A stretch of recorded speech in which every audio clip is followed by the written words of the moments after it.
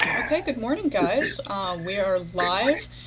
Environmental social justice. I think this is our sixth one, seventh. I don't remember anymore. Think it's six now. Yeah, So, six.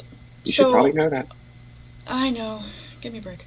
Um, No. so we were supposed to talk about climate migration, and it's a big topic right now. But I think that due to last night's debate, Joel requested that we make a little bit of a change today and discuss a bit about what we witnessed last night, which was, as George Stephanopoulos put it this morning, a disgrace.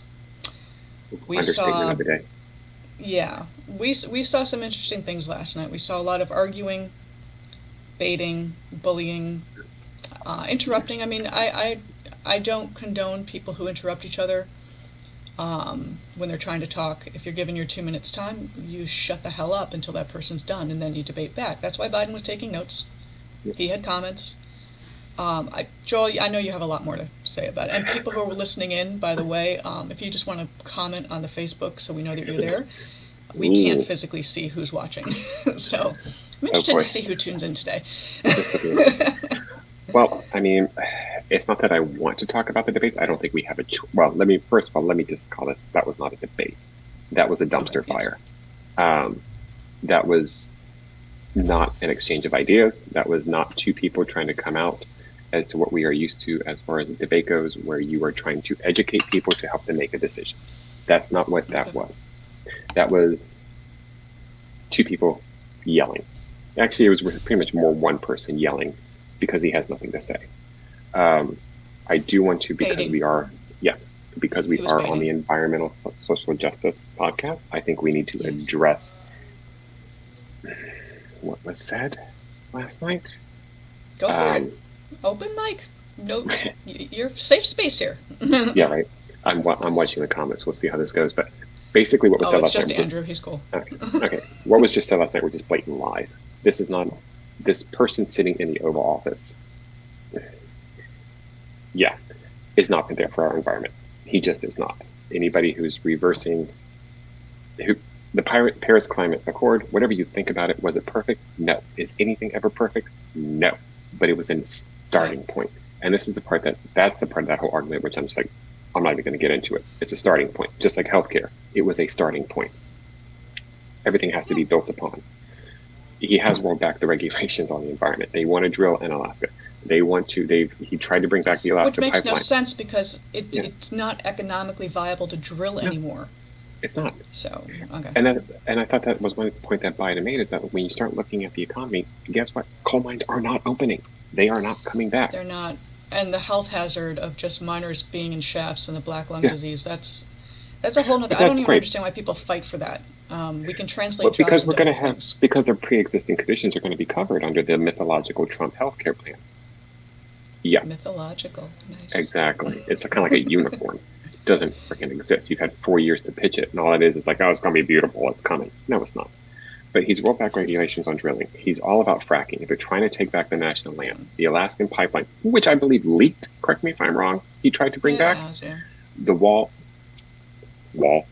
which has the contractor right there. I mean, there's photos of it showing that it's already eroding underneath. Part of it had to be Well, lifted it up. blew over in one of the last big storms. It blew over. And but there is another part it's all eroding underneath it. Yeah, And so bad contractors. oh yeah, but guess what? They said nice things about him, so they got some money. Well, yeah, but that's every Shocking. politician. That's everyone. Not That to this degree. maybe not to this degree, but every Yeah. politician they're gonna. I mean, Oh, you bid the contract out to the lowest bidder, and of then course, it's whoever is on your side. of course. Yeah, but I mean, it's like it was just like this is not. It was just so mind blowing to sit there and listen to this because it just wasn't true. It was just blatantly not true. And all you have to do is read, and you can see that what he said is just No one's not really true. reading. Yeah. And that's the sad See, part, is we become very tribal. We're very tribal right now, and that's terrifying. Well, what bothered me was when you pointed out, and I had not read this, and when we were talking earlier, is the intimidation factors that may be implemented at the polling booths. Oh yeah. Oh, people are. I've seen Explain people that, comment on that one. but explain that to me again. people are planning this. I just don't Well, I mean, know. he's just. I've I mean, you haven't heard him seen it. last night. He was basically telling his supporters, "Go to the polls to monitor it." They're called poll monitors. Maybe you haven't heard of it. They're poll monitors. That's what they're called. Seriously, you don't tell people to go, civilians to go monitor the polls. This is, in my opinion, could be very easily deemed as voter intimidation. You can't do that. I Yeah. believe that's kind of illegal. And I mean, again, I don't know the law. I'm not a lawyer. I don't believe you're allowed to do voter intimidation and tell you people to go out there and just start monitoring people. Well, regardless of someone or Donald Trump saying, go and monitor the polls, Yep. I believe that people were planning on doing that anyway. I mean, Yep. I used to be very active in politics when I lived in Boston. I used to go to polls and be like, rah, rah, rah, vote, vote, vote. Never Yep. intimidating, never telling people how to vote, just, yay, I'm glad you're here. I think with this particular election, how divided we are right now, I think you are going to see people on both sides Oh, yeah. intimidating each other. I miss the days where we had conversations because we don't do that anymore. We used to be able to Yeah. actually have opposing viewpoints, but actually talk about them. Those days are gone. I mean, I've And it's desperately unfortunate. tried to keep neutral. Part of, there are things Donald Trump has done that's been favorable for this country. Can't name them right now, but I know they're out there. But for the most part, it's the blatant intimidation factors and bullying tactics and just being just childish. I mean, this is supposed to be the leader of the country and dealing with other foreign dignitaries, and I just don't get it. As you said, the rest of the world was watching, kind of Mhm. surprised, The quotes online alarmed. from foreign leaders and newspapers and journalists are basically going, "What happened to America?" That's Yeah. terrifying. Not that, Yeah. it's And not just, everybody's happy with Biden either. I mean, we've got yeah, people that don't feel that he's yeah. capable, but There is no such thing as the perfect candidate. It just, no, and there never has been. no. And I think, yeah, one of the best things that I'm hoping that people are realizing of this is that you have to start. It's not just your president. It's not. You have to vote for every single person. You need to know who your county superintendents are going to be, who's in charge of your Very school true. board, who's your sheriff. It's every single level you have to be aware of and know what your vote or lack there or not voting actually does. You're right about that. In my younger days, I avoided all of the city councils and Hmm. sheriffs because I didn't know who We they all were. I have. didn't care. We all have. Yeah. Yeah, because I was like, I don't know who these people are. Mhm. So, word to the wise: pay attention. Start locally and build your Yeah. way up. Yeah. Start paying attention. I never paid attention. I didn't know who was who or why it mattered Yeah. because I thought it's all. But honestly, once people get into office, it's kind of the same. Their activities are going to be focused on re-election. Yeah. So, Unfortunately, and fundraising. That is a unfortunately, very, that does happen, yeah. unless there's term limits, which some places do not have term limits. Yeah. Um, but yeah, I no, do. Yeah. it was messy. It was That's such a nice way to put it. it It was a was hot messy, mess. It was a hot mess. it was, and yeah. So, are you okay now? I'm fine. Like, here's the thing. I think people have made up their minds. I don't know if I really truly believe that people are undecided at this point. I just don't. I don't understand how you can be. Um, but again, that's one of the good things about living in a free country is that you're allowed to be, and you're allowed to take the You're time to allowed to really have an opinion. exactly. Unfortunately, we're at that age, we're at a stage in our lives where it seems like you're not allowed to have your be around people who have opposing opinions, which is And unfortunate. that's on both sides of the fence. Agreed. That's both Oh, sides. agreed. Agreed. I've And met I think it's people who unfortunate. are, yeah, who just don't want to hear an alternative viewpoint. And if they Yeah. I mean, Mike and I, my husband, we disagree, and I say we're just going to agree to disagree Yeah. because we have different viewpoints, and that guess what? It's okay. We're still cool. Um, But it's when we have those opposing viewpoints that we start reaching the middle ground, and we start actually making things better. Because you can't have one side running the show. You just can't. I mean, right no, now you we need do. collaboration. Yeah. Um, it's those conversations that push us into a better world because we can hear what the other people are thinking and we can try to figure out how to make something that works for the majority of the people, not just a certain section. I And I agree. think that's, It's for the betterment of everybody, yeah, not just one one group. Speaking of betterment for everybody, I'm going to transition into our actual topic for the day, Subtle which is segue. climate I know, subtle. Yeah. No, I mean, it was important to discuss about the politics, Yeah. but I You also have don't to. want this to be politically driven. Oh, yeah, you have Yeah. to, absolutely. And come October, we'll be talking more about it. Oh yeah. But climate migration. So, just so people know, climate migration has been in the news lately. It's a discussion primarily focusing on climate refugees. So, what does that mean? What is that? So, these are people that were forced to flee from their homelands, whether they're ancestral or not, due to the sudden or gradual alterations in the natural environment. Now, this is related to things like sea level rise, extreme weather, drought, water scarcity, fire, all due to like hurricanes and flooding. So think of the deltas, the small islands, sea levels rising. People are now being forced to leave. Philippines is a great example. They just keep building up because everything's flooding. So their ceilings are now their floors. Like the sink is on the ground, whereas before it was hip height. And they just keep building up. This is not working. This is not an answer. So people are picking up and fleeing. And aside from the economic standpoint, where houses are now valueless, corporations that were on ports valueless, this will happen. Um, Basically, any kind of shipping lanes going to change dramatically. But also the psychological effects. So think about this, and Joel's being in the realty, and just what are you seeing in the marketplace? People are forced to leave certain areas. The psychological damage, some people don't like moving. I stopped counting at 25 moves. I'm used to this stuff, but for people to up and move is traumatizing for them. Especially if they're selling they can't sell their house because it's underwater, it caught on fire, it's gone. So what are you seeing from your standpoint? What's happening?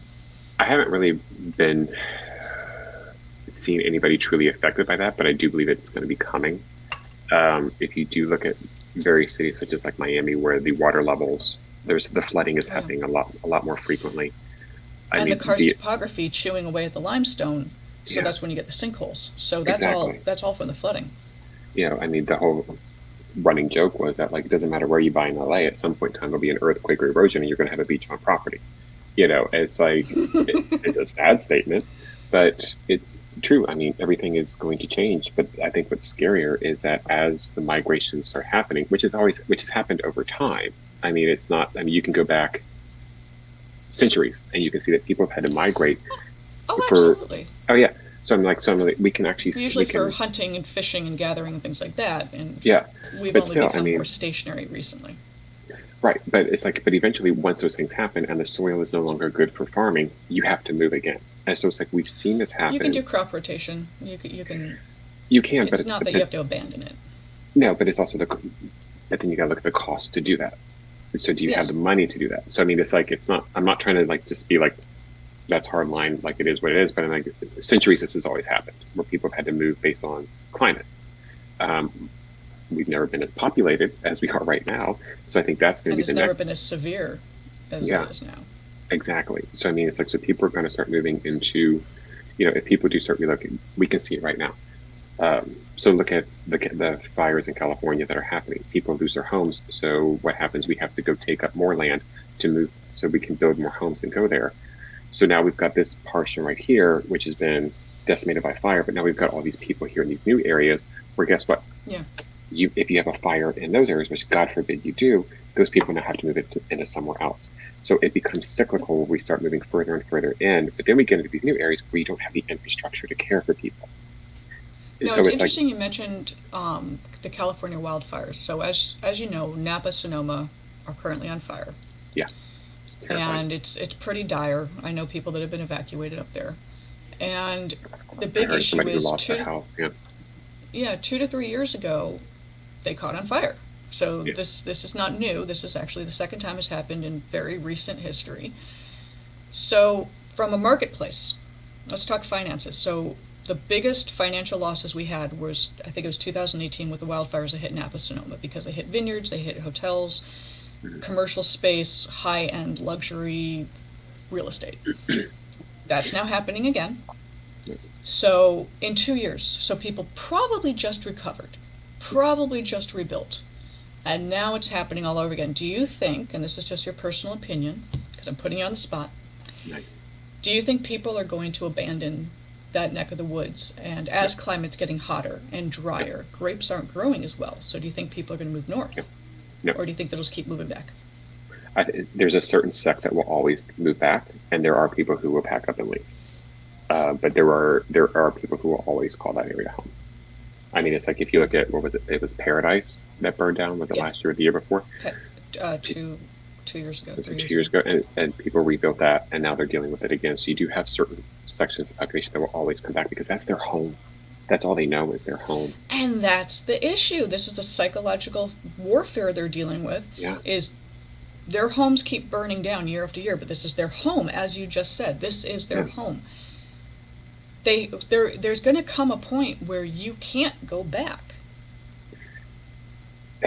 Possibly, yeah. The cost is going to be too much for people. It's going to be, and I don't know what you do about that. What do you do about it? I mean, look at it from the insurance standpoint. And that's the question. How do we fix it? How do we stop it before it starts? Well, that's kind of what this whole podcast is about. Because whatever, tomato. I got cast in there, but that's kind of what this whole thing is about. Is how can we change our behaviors to make this world better so that way people don't have to face these issues? And Yes. I was very glad to learn last night that there were trees and leaves in the forest. I had no idea. That was very exciting to learn. I had no idea. I had no idea. I was like, wow, fascinating. Yes, there's dead trees that have fallen over in the forest. Stop the presses. And that's the thing. And Andrew's like forest management. Love Andrew's comments. Always welcomed. The thing is, for years, people said, don't touch the forest, leave them alone, let it be natural. Well, that was a poor decision because you do have to manage and maintain a forest floor. You do have to clear cut it. Not clear cut, that's a bad word. Controlled burns, and you do have to maintain it by, unfortunately, and I've said it before, poorly articulated saying rake the forest. I understand he was really saying is forest management and just couldn't quite get that out. But reality being, we do have to maintain.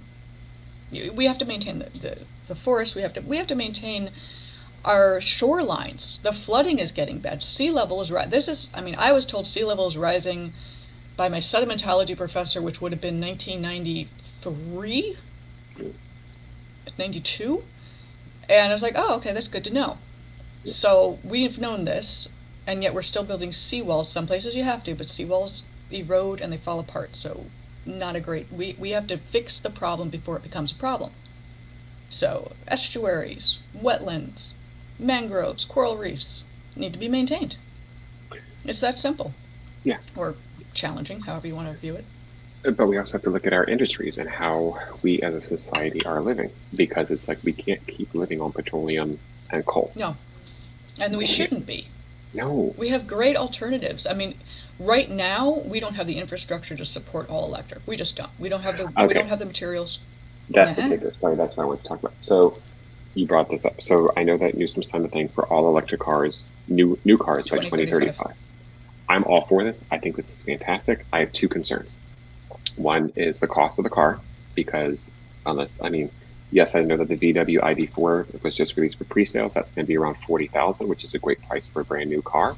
And it's going to be, that's pretty much with a lot in it, which is awesome. But the price of the cars have to come down to make them affordable for people. I agree. But we also have to have the and infrastructure. Chargers. Yeah. But we also, like you said, we have to have the infrastructure, and we don't have the electric infrastructure in place for that to support it. So it's like, I think the initiative and the plan is great, but how are we actually going to be able to do this? I might be incredibly stupid, which is entirely possible, but has anyone come up with where you just drive into a gas station, you pull out your battery, you exchange it for a freshly charged one, and you go on your way? No sitting somewhere for 2.5 hours while you charge. Just treat it like a gas station. The batteries in the electric cars are the entire undercarriage of the car, pretty much. So it's not like your typical. That's a bad design. Well, that's the only way to do it, because that creates your center of gravity. So that way, they create a lower driving point. So that's what keeps them. I'm not a tech guy, but that's my understanding. That's why they're underneath the car, is because it gives the weight down there that you need. And then, so it's just a matter of. Then you just do like Valvoline. You drive in, they hook you up, you pull it out, you switch it out, you go in, and you go on your way. 5 minutes. Well, here's the thing: when you get like the new VW ID4, I believe that one is going to come with 3 years of free charging through, but the I'm just talking charges about the aren't. convenience of it. I'm talking about the convenience of the charge, because right now you have to Yeah, find a place to charge. and Sometimes that's the people will problem. park their car overnight. Yeah, As Andrew said, you have to plan for. Yeah, yeah. I mean, this is all, this takes work, and I'm and trying to think of. I'm lazy. I want it to be simple. but that's what I'm hoping is. I don't know. I haven't read the full plan for going full electric by 2035, but I'm hoping that's a portion of the plan is to invest in the infrastructure needed to do that. They're But working on it. It wasn't yeah, specifically discussed, but they said they're working on it. so it's like all these things have to go together. But yeah, I mean, like Tesla, like Andrew was saying, it's like Tesla has a plan to do their whole nationwide chargers. They're still not convenient for everybody. I mean, you still have to drive to it unless you're going to spend the money to put one at home. But Which that's another thing is, yeah, people want the convenience of having it at home, but they're not exactly cheap. no, you'll spend about And there are programs for, thousands of dollars. well, yeah, there are programs for less, disadvantaged community or underserved Yeah. communities where they give them for free. Mhm. And that's fantastic, but that's only, that's almost creating like its own segment. Like, I think if you're going to do this kind of program, you maybe offer it to everyone. If you're going to provide low cost or no cost charging stations, maybe it's a lottery, maybe it's, case by case scenario, maybe you put it in a central area of a town, maybe not in someone's specific home, but you offer it in like where the town square would be, for lack of a better term. I'm like, what is I this, don't know. 1950 town square? I know. That was I'm funny. going back to the 50s. It was so much easier back. Well, not for No, women, it was but no, still. it was not. It would really suck Yeah, for me, actually. yeah, and you're a white woman, so yeah, you think it would suck. Um, Hey, I could so get my Betty Crocker on. yeah, just saying. So aren't the batteries still an issue as a non-recyclable material? Yeah, that's another issue with the car batteries. So they're not taking the effort or time to pull those metals out. They bin them, unfortunately, end up in landfills. They're working on that actively. Yeah, It needs to be addressed because those materials, those rare elements, there's a reason they're called rare elements. We don't have a lot of it, and if we're going to do everything electric by a certain X date, we will not have the materials. Now, yes, people are working on alternative batteries that are not necessarily lithium ion. I think it was Tesla that came up with a lithium iron that got rid of cobalt, which cobalt's bad because it's child labor in I forget where. I forget where they mine it. Congo, I think, is in the Congo, and the Congolese children are basically dying. So these are bad things. This is not supportive of social justice or equity or equality. Um, so yeah, there's a lot. Again, baby steps. I keep saying that every little bit helps. Everyone's got to yeah. do a little bit. We're not going to have the first answer out of the gate. I've No, never known someone to hit the home run out of the gate. You have swings and misses, or you bunt it. And then, with practice and as things go, and we have amazing engineers in this country, so they're working on it. But yeah, baby steps are getting there. yeah. I mean, but they're going to happen, and I think it just takes the initiative to start, and that's the part that we always run up against. That's always the hardest part is getting people to just start. I Start and mean, work together and not yeah, fight. I'm really tired of the exactly. fighting. I am too. There's too much fighting out there. I And you mean, and I it's bicker like two old ladies, but that's just what we do. yeah, but that's because you don't understand that I'm always right. I let you think you I'm just saying. But I mean, it's very true. I mean, but that's just it's like we miss the days of conversation where I think at the end of the day, people do have the same goal. People have different opinions on how you get there, and that's the Yeah, beauty of having conversation is that you maybe learn something from somebody else. absolutely. I mean, I've learned things from all of this research I'm doing and the certificate classes I'm involved in and webinars I go to. Mm, I learn something new every day. Some things that yeah, completely blew away something I believed in or thought was right, and then I hear an alternative discussion that completely changes my mind. I'm like, well, I was completely wrong for about 2 years now. Good to know. And that's So okay. Jesus Christ, that's okay to be wrong. So many exactly. people. I have a dear professor, love this man, Egyptian geologist, well known, and he loved teaching women because he said women will ask questions. Women aren't afraid to be wrong. He said all my male students are afraid to ask a question because they're terrified to be wrong. And I just found that interesting. I don't know if you've run into the same thing. Yeah, sorry, I just saw Chester. He's behind me taking a nap because that's what he Yes, I does. know. He adjusted. So I know we're running low on time. So one thing Yeah, was we've gone over. Okay, you're yeah. avoiding my Q&A. That's all right. No. I don't want to take up everybody's time. I appreciate everybody watching, but I did want to give a quick shout out because we're going to be launching the website probably in the next week. Yes, I know Oh you want to do yes, it right finally got away, the website up, and yeah, but not for that another was a week. pain. But not for another week because we need to tweak it. You want to get it out there. I'm putting you on the I spot. know. We're not But doing you probably make for it another week. pretty. I put in the garbage, you just make the pretty garbage. And we will have Miss Joy back next week. Miss Yes. Joy was unable to attend today because she had a conflicting arrangement happen. So we love her, we Oh, miss her, joy. and oh joy. Love her and miss her, and she will definitely be back next week. This was just one of those glitches that she could not get out of. So Oh, on that, guys, okay. it's life, I'll talk to you guys later. Thank you, Yeah. and we will see you in 1 week, Wednesdays, 9 a.m., Facebook Live. Bye. Bye.